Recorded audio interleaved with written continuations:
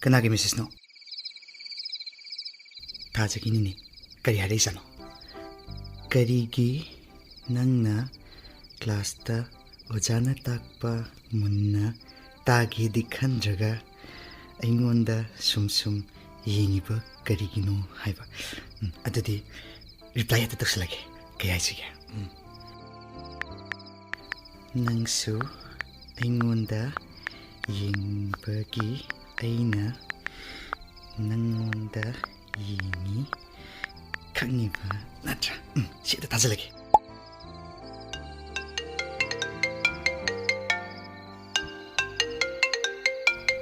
Polaini Hello Hello Aina Haibadi Nang na ingon da sum yenga laido Kaigino haiba I show Ashdi Nang on the Yang Bagi Aina on the Yang Edo Nang Kanginatro Ado Kaigino Nang on the Yangido Imanaba may among the Suyamikai I su haiduni Nang na ingon da sum yengi bra kangning bagi Ado imana binane hana dum haidi Mani se nangon da sum yeng laide na adum haidi Ado I su imana bigi mamang da ikai zabado Adu adine ekhoni se yengba kanana hawi da thina le dine yenbiga yerunga kanana halle do adu mari do tar to ni Ado yenbi na halli yerum na halli ajumba amadi soi lerongani kaino chumi lerongani ekhoni gisu amadi lerongani nang na hana yengbani haining drasu aina hana yengbani haizarage Adu yam thuna surrender tawiko tawre aroi bagi khallaga last ending gi khallaga tawrabani Ending haidi kariya Ekhoni thungnaba adudagi marriage big marriage pamdro Chalo ada loina kalaga marriage kai kan baibu kaino ekhoni yanare usinare yune migi dine mampanane masak sum khangkhangdabdo engage tawragane luhongnariba yengo ibani gi diyo class 3 dagi hojingna class kya kare hojingna class 11 jahi kya suragi yune adui wadi launa laina bahaise kashunat poteda Year is nothing, Haiduni. Years are nothing or no value, Hayo. But I will say very, very valuable. Haide hair, you cunning boy. Taja, don't say cunning boy. Serious boy, Hayo. Taja, in short, come to the point. Do you love me? Kaidoroge? Noming aba. Karigino niba? Ekoini, aluhong magiwa fau, yauna kranadro. Aduga mo, wahigadi. In short, come to the point, kaina. Adugasu, makoktagi mo, do you love me? Hoy bungo, sakhen ba, yam nungshi. Nangondagi hen ba, kanam laite, yarabo? Aina haraurisi, nang na ingonda nungshi brado, hangbaiwani ko. Nang na ay nungshi di, hai si dramale. Kaya dani oni, ngasaydagi struggle tawise, nang nungshi ba ini, kainin kaluragi? Mobile da, laysabi ba kang nok na wari sababu struggle ka. Pleasure hayo ibungo. Mani Aina mobile do pungkhai dagi heno paiganu haibado pungkhai pharamani chak thibirage ko Imaro Hoi mane imane ado Taja aise kari haidenu khangtre nangbu nungsibana ngawrabasani ado nangsu aibu dum nungsibiyo ko Ado pakang laysabi oiringaida nuksiba na ngawba ngaktani adugane Lupado yung palakandana yuda ngawba gurida ngawba yam laybani ko adani ko he adugidi khalurano madumadine punsigi khalurano aidi nang naiba dum ilisidi nang na pamdaba thabam ta tawroidamni Adudi aina Toubana yu khara thakpasi lemi phazai ko kaina hairadi thaktoirona adudi thak taredana Yare imaga chaka na ngairamani ai thamjaragi Good night Pare good night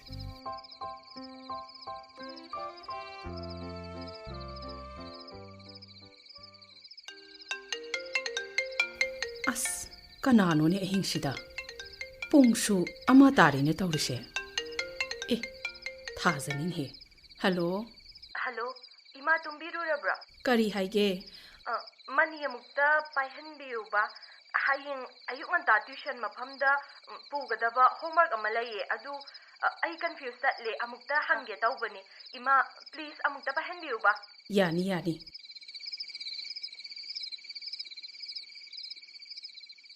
Mani Ima nongalabra Nongan ba nate? Se, thaza ni se. Thaja. Hello? Hello? Ima changkhrabro. Chatkare. Nangdi tumbaga changine. Aidi ngasi tumba sukya yadre. Yes. Karigi no aise. Nungshibana, ho nungshibana ni. Harau halamle, mibai halle, pakat halle. Tension, doubt, anxiety. Mayam sidabu kamay dum yadre. Aisini. Aikoi ni se kanane na nungsirom gadagi haidana. Kalami bani. Homework ti phazare ne. Thengi. Tumna roko. Imaro. Hoi, mas. Ikai sakre on thokna. Ai thamjaragi. Ai tumme ko good night. Pare.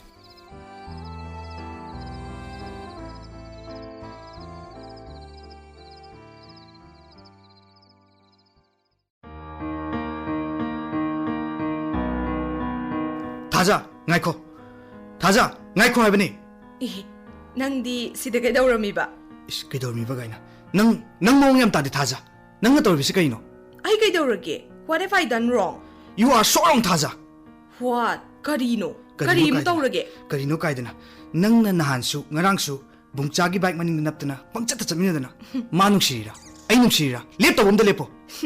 Lep taw ba malepoy? Nang sunungsi, bungcha sunungsi, imo ba sunungsi? I love all. All are my candidates for me, okay? Mina hairaga usitadana ga tawine. Ahoy bay ne. Aidi nakoy loy na nungsi. Mane hende, mana tade haiduni.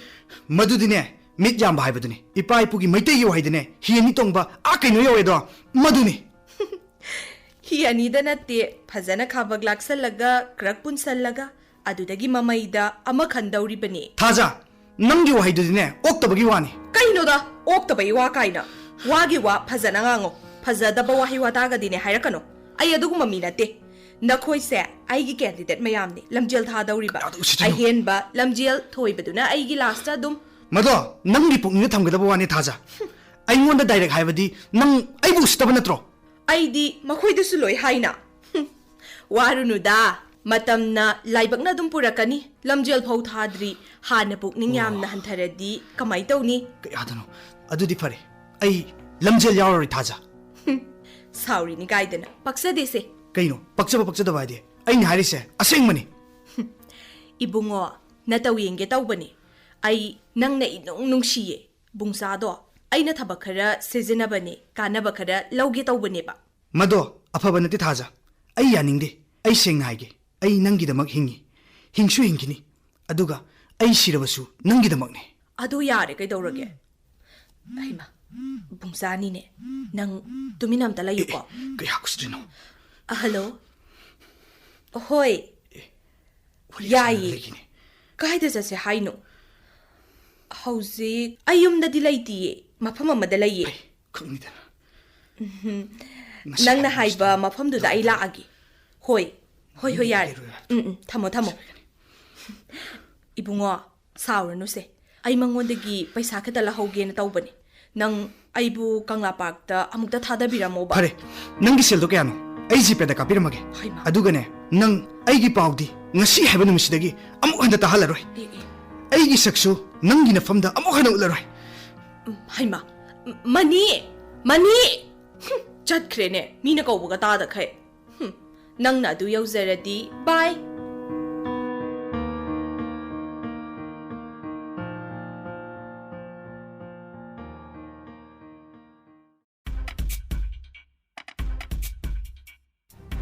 Haima, karino tawli sidi?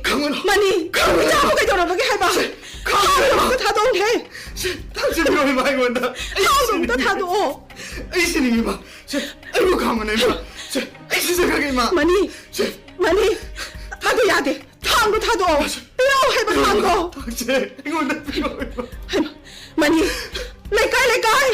Kana laibagi. Mayami jagi thawai se amuk tadi kan biro lawo. Kana laibagi.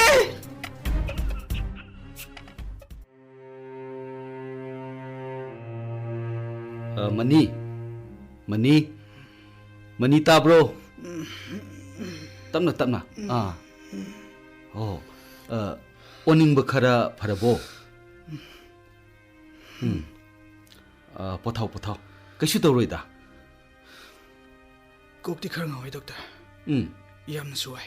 Oh, aduni potharaga pharakani da kaisu tawroi. Pungning su wakhal su haksang su adum tapna kankhalakani pharakani.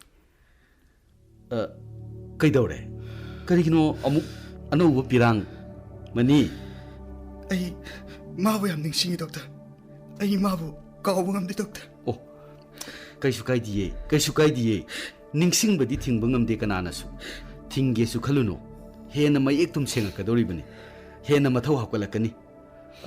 Ningsing bana nangbu kari khalali haibuduni. Aikhoina khangadawba mamai sumgadawbase. Doctor, ai yam choktare doctor. Chainasi khangbuda ai bu pothandre doctor. Mani. Ai bu layang miralo. Ai bu kanbira. Adumaina haiganu. Adumaina haidi. Adusu khanasi ko. Adubu sauringaidadi nang wangang thokanu. Pungning wakhal leitadringai achouba phirep kaidonungda logumse. Awaba khangbagisu top mahaw ama leibani. Kanagidamak karigidamak nungsibagidamak. Kanana kanabu nungsibada karisu akaiba leite. Adubu aina nungsijariba miduna yarabasu phai yabidrabasu kaidena khangadabani ko.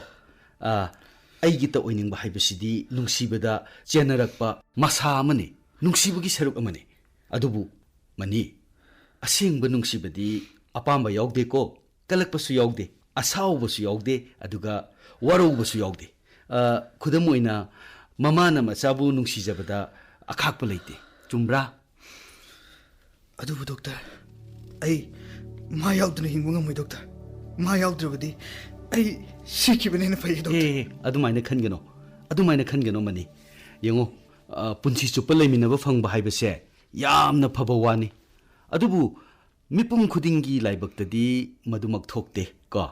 Aigi apamba magi apamba aningba loinamak managani haibasu leite. Aigi apamba do magi apambaga manaramdrabasu aigi apamba du thunghallu haina adum haikigadro khoibo.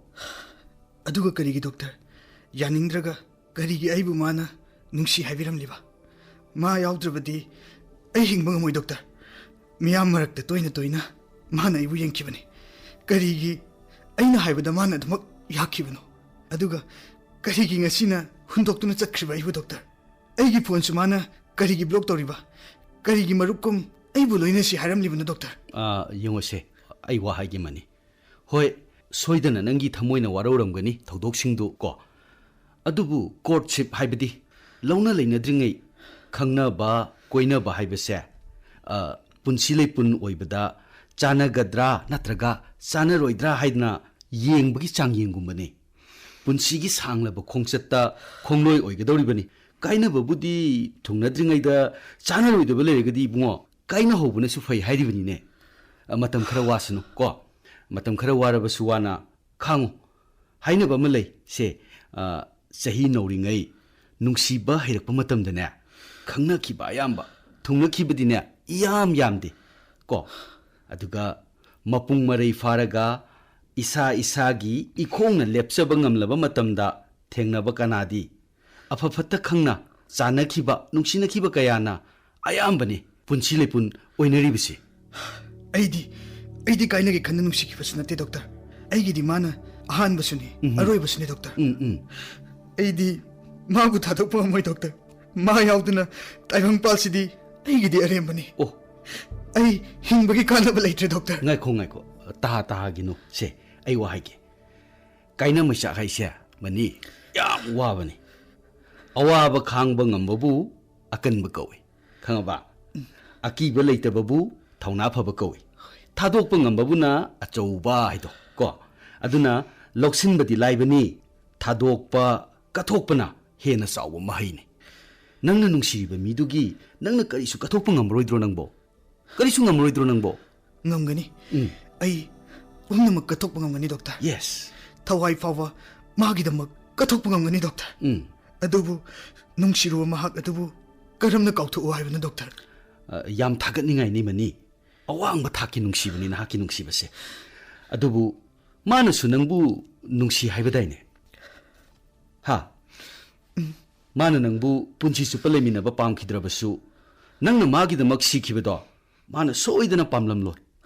ꯑꯍꯣꯏꯅꯅ ꯃꯥꯒꯤ ꯄꯨꯟꯁꯤꯗ ꯑꯆꯧꯕ ꯗꯥꯛꯐꯝ ꯑꯃ ꯂꯩꯍꯧꯒꯗꯧꯔꯤꯕꯅꯤ ꯅꯪ ꯃꯗꯨ ꯄꯥꯝꯕ꯭ꯔꯣ ꯄꯥꯝꯗꯦ doctor ꯌꯦꯡꯉꯨ ꯑꯃꯨꯛꯁꯨ ꯈꯟꯅꯗꯨꯅ ꯌꯦꯡꯁꯤꯅꯦ ꯀꯔꯤꯒꯤ ꯁꯦꯝꯕꯤꯕ ꯃꯄꯨꯅ ꯃꯊꯣꯠ ꯀꯥꯔꯛꯄ ꯃꯇꯝꯗ ꯅꯨꯡꯁꯤ ꯅꯨꯡꯉꯣꯜ ꯐꯥꯎꯍꯜꯂꯤꯕꯅꯣ ꯍꯥ ꯆꯥꯗꯥ ꯅꯥꯎꯗꯥ ꯁꯟꯗꯣꯛꯅꯕꯒꯤꯗꯃꯛꯇꯅꯦ ꯇꯨꯡꯒꯤ ꯀꯥꯡꯈꯨꯜ ꯃꯨꯠꯇꯅꯕ ꯍꯣꯏ ꯗꯣꯛꯇꯔ ꯑꯗꯨꯒ ꯑꯩꯅ ꯃꯗꯨꯒꯤ ꯃꯍꯨꯠꯇ ꯆꯥꯗꯥ ꯅꯥꯎꯗꯥꯗꯤ ꯂꯥꯏꯔꯗꯅ ꯏꯁꯥꯅ ꯏꯁꯥꯒꯤ ꯀꯥꯡꯈꯨꯜ ꯃꯨꯠꯆꯒꯗꯧꯔꯤꯕ ꯈꯪꯉꯕ ꯍꯣꯏ ꯗꯣꯛꯇꯔ ꯌꯦꯡꯉꯣꯏ ꯅꯨꯡꯁꯤꯕꯗꯤꯅꯦ ꯄꯨꯟꯁꯤ ꯑꯃ ꯁꯦꯝꯅꯕꯅꯤ ꯈꯪꯉꯕ ꯑꯅꯧꯕ ꯄꯨꯟꯁꯤ ꯄꯤꯈꯝꯅꯍꯟꯕ ꯅꯠꯇꯦ ꯑꯗꯨꯅ ꯇꯥꯏꯕꯪ ꯃꯄꯨꯅ ꯑꯩꯈꯣꯏꯗ ꯑꯄꯥꯝ ꯅꯨꯡꯁꯤꯕ ꯐꯥꯎꯍꯟꯕꯤꯔꯝꯕꯒꯨꯝ ꯑꯐ ꯐꯠꯇ ꯑꯆꯨꯝ ꯑꯔꯥꯟ ꯈꯟꯊꯅꯕ ꯋꯥꯈꯜꯁꯨ ꯄꯤꯕꯤꯔꯝꯃꯦ ꯃꯅꯤ ꯀꯥꯎꯒꯅꯣ ꯑꯅꯤꯁꯦ ꯇꯨꯅ ꯆꯠꯃꯤꯟꯅꯒꯗꯕꯅꯤ ꯑꯊꯣꯏ ꯑꯍꯦꯟ ꯕꯦꯂꯦꯟꯁ ꯀꯩꯗꯧꯉꯩꯗ ꯀꯥꯏꯐꯗꯦ ꯈꯪꯉꯕ ꯍꯣꯏ ꯗꯣꯛꯇꯔ ꯒꯨꯗ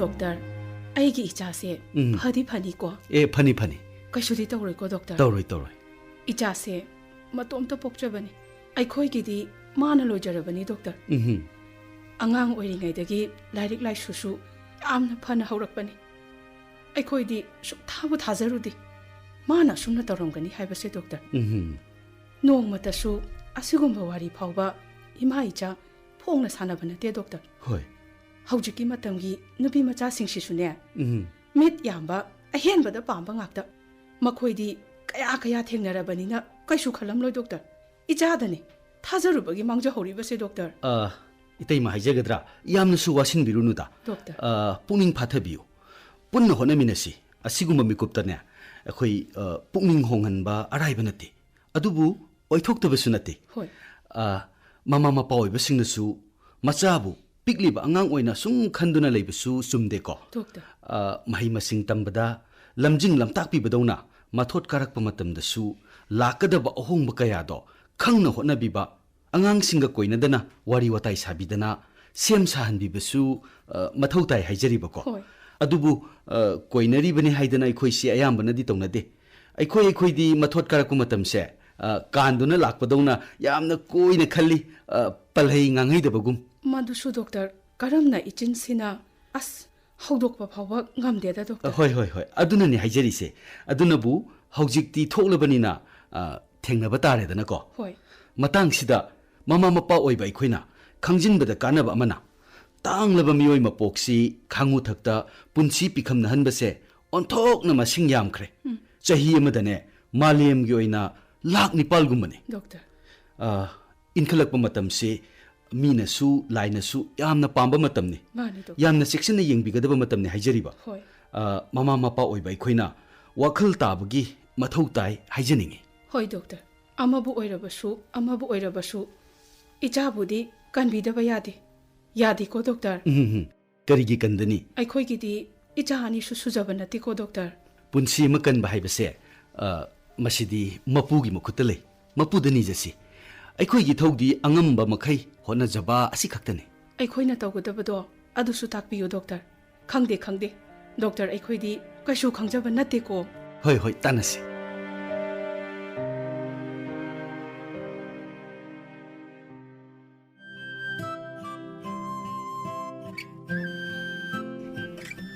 ꯗꯣꯛꯇꯔ ꯉꯁꯤ ꯇꯥꯡ ꯀꯌꯥꯅꯣ ꯑꯩꯅ ꯍꯣꯁꯄꯤꯇꯥꯜꯗ ꯂꯩꯔꯛꯂꯤꯕꯁꯤꯕꯨ ꯅꯨꯃꯤꯠ ꯀꯌꯥꯅꯤ ꯁꯨꯔꯕꯒꯦ ꯃꯅꯤ ꯄꯪꯀꯨꯏ ꯀꯨꯏꯗ꯭ꯔꯤꯗ ꯅꯨꯃꯤꯠꯄꯨꯗꯤ 12ꯃꯨꯛ ꯁꯨꯔꯝꯗꯧ ꯃꯥꯜꯂꯤ ꯅꯪꯕꯨ ꯅꯁꯥ ꯈꯔ ꯅꯨꯡꯉꯥꯏꯔꯕ꯭ꯔో ꯉꯁꯤꯗꯤ ꯃꯥꯏ ꯃꯤꯠꯀꯥꯗꯣ ꯈꯔ ꯁꯤꯡꯅ ꯎꯏ ꯃꯥꯅ ꯍꯥꯏꯔꯝꯃꯤ ꯗꯣꯛꯇꯔ ꯅꯪꯅ ꯃꯥꯏ ꯄꯥꯛꯄ ꯃꯤ ꯑꯃ ꯑꯣꯏꯕꯗꯨꯅꯤ ꯑꯩꯅ ꯉꯥꯏꯖꯔꯤꯕ ꯉꯁꯤꯁꯨ ꯀꯥꯎꯕ ꯂꯩꯇꯦ ꯗꯣꯛꯇꯔ ꯉꯔꯥꯡ ꯃꯪꯗ ꯃꯥꯕꯨ ꯎꯔꯝꯃꯤ ꯑꯩꯕꯨ ꯄꯨꯛꯅꯤꯡ ꯌꯥꯝꯅꯁꯨ ꯊꯧꯒꯠꯄꯤꯔꯝꯃꯤ ꯗꯣꯛꯇꯔ ꯑꯗꯨꯅꯤ ꯇꯥꯏꯕꯪꯗ ꯊꯣꯛꯂꯤꯕ ꯄꯨꯝꯅꯃꯛ ꯑꯁꯦ ꯃꯅꯤ ꯑꯩꯒꯤ ꯐꯅꯅꯕ ꯉꯥꯛꯇꯅꯤ ꯑꯐꯕꯁꯨ ꯐꯠꯇꯕꯁꯨ ꯑꯩꯕꯨ ꯄꯔꯥ ꯇꯝꯕꯤꯕ ꯉꯥꯛꯇꯅꯤ ꯅꯥꯔꯒ ꯑꯈꯥꯕ ꯍꯤꯗꯥꯛ ꯆꯥꯕꯒꯨꯝꯕꯅꯤ ꯅꯠꯇ꯭ꯔꯅꯦ ꯑꯗꯨꯕꯨ ꯗꯣꯛꯇꯔ ꯋꯥꯗꯤ ꯌꯥꯝꯅ ꯋꯥꯏ ꯗꯣꯛꯇꯔ ꯑꯋꯥ ꯃꯆꯥ ꯂꯦꯝꯅ ꯃꯥꯡꯗꯦ ꯍꯥꯏꯕ ꯑꯃꯁꯨ ꯂꯩꯕꯅꯤꯗ ꯑꯗꯨꯃꯅꯤ ꯅꯪꯒꯤ ꯀ꯭ꯂꯥꯁ 12ꯀꯤ ꯑꯦꯛꯖꯥꯝꯁꯨ ꯊꯥ 3 ꯉꯥꯏꯔꯝꯃꯅꯤ ꯍꯣꯏ ꯗꯣꯛꯇꯔ ꯍꯣꯏꯗ ꯅꯪꯉꯣꯟꯗꯗꯤ ꯀꯩꯁꯨ ꯂꯩꯕ ꯄꯣꯠ ꯅꯠꯇꯦꯗ ꯐꯖꯅ ꯄꯥꯔꯒ ꯑꯗꯨꯝ ꯃꯦꯟꯈꯠꯄ ꯉꯝꯅꯤꯕꯀꯣ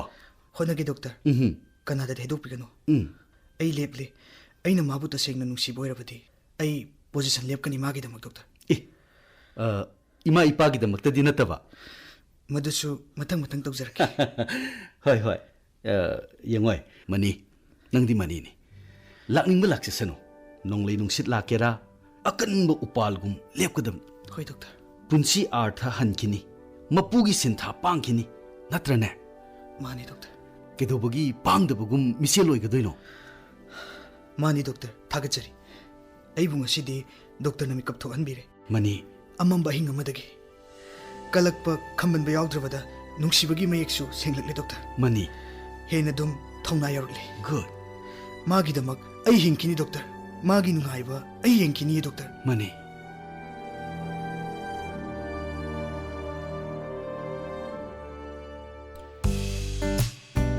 Hingkhini Magidamak haina mingthonba Lila macha ama taminare.